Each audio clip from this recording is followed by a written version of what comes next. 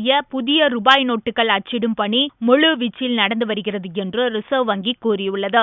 இது தொடர்பாக ரிசர்வ் வங்கி வெளியிட்டுள்ள அறிவிப்பில் 500 மற்றும் 1000 ரூபாய் நோட்டுகள் செல்லாது என்று அறிவிக்கப்பட்டதால் புதிய ரூபாய் நோட்டுகளின் தேவையை பூர்த்தி செய்வதற்காக ரூபாய் நோட்டுகள் அச்சிடும் அச்சகங்கள் முழு வீச்சில் ரூபாய் நோட்டுகளை அச்சிட்டு வருகின்றன என்று ரிசர்வ் வங்கி தெரிவித்துள்ளது.